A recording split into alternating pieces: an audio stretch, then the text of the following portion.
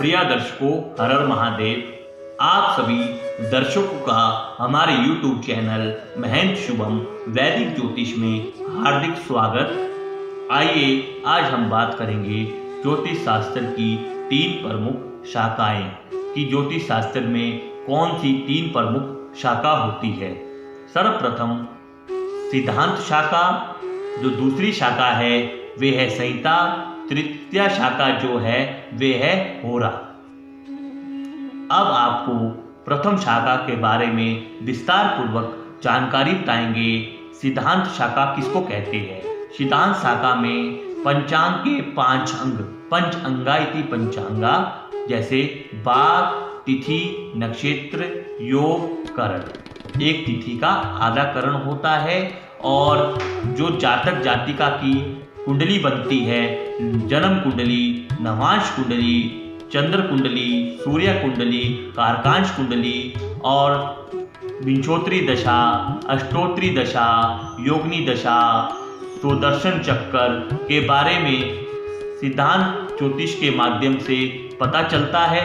उसी प्रकार से सर्वप्रथम विंशोत्तरी दशा की अवधि 120 वर्ष होती है। उत्तर भारत में विंशोत्तरी दशाओं को विशेष स्थान दिया गया है और दक्षिण भारत में अष्टोत्तरी को विशेष स्थान दिया गया है। विंशोत्तरी की गणना 120 वर्ष, अष्टोत्तरी की गणना 108 वर्ष की होती है। अष्टोत्तरी में केतु की गणना नहीं की जाती। इन दोनों दशाओं के जो अंतिम दशा होती है वे होती है शुक्र की दशा। और योगिनी दशाओं के बारे में, जैसे योगिनी की महादशा, प्रत्यंतर दशा, अंतरदशा के बारे में विस्तार पूर्वक सिद्धांत ज्योतिष में गणना की जाती है और जातक जातिका की कुंडली के बारे में विस्तार पूर्वक बताया जाता है। और ग्रहों के गोचर के बारे में, नक्षत्रों की गति के बारे में और पृथ्वी की स्थिति का वर्णन सिद्धांत ज्योतिष में किया जाता है। द्वितीय जो शाखा है वे है संहिता। संहिता शाखा जैसे अंतरिक्ष में कौन सा ग्रह है, नक्षत्र, ब्रह्मांड आदि की गति की स्थिति के बारे में विस्तार पूर्वक संहिता में वर्णन किया जाता है। तृतीय शाखा है होरा। होरा शाखा जो है वे जातक जातिका की प्रश्न कुंडली, फलित और मुहूर्त के बारे में इसमें विस्तार जानकारी दी गई है। यदि कर्म भाव का स्वामी शुभ भाव, उच्च राशि आदि में अपनी दशा के अनुकूल प्रभाव देता है, वही कर्म भाव का स्वामी अशुभ भाव में नीच राशि में प्रतिकूल प्रभाव देता है।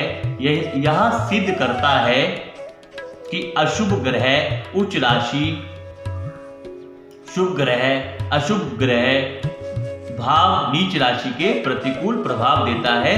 उसी को होरा कहते हैं। होरा में जैसे भूत, वर्तमान, भविष्य के बारे में विस्तार जानकारी दी गई है जातक जातिकाओं की जन्म कुंडली में। और आपको अवगत करवा देता हूं कि व्यक्तियों की जो जन्म कुंडली होती है जातक जातिकाओं की, जिसमें 35% चंद्रमा खराब बताया जाता है। अगर आप किसी की भी जन्म कुंडली खोलते हो तो उसमें 35% चंद्रमा खराब बताया जाता है। और दूसरा जो खराब ग्रह होता है वे 25% सूर्य होता है। व्यक्ति की अगर कुंडली खोलते हो या सूर्य राहु से प्रभावित है, ग्रहण योग लगा है, चंद्रमा या सूर्य में ग्रहण योग लगा है, पितृ दोष लगा है, उसके साथ या सूर्य शनि से प्रभावित है, उसी के बाद इन दोनों ग्रहों की गति कुंडली में खराब बताई जाती है। चंद्रमा की सबसे तेज गति होती है, 2.25 दिन की गति होती है एक राशि में दूसरी राशि में प्रवेश करने की। सूर्य की 1 माह होती है।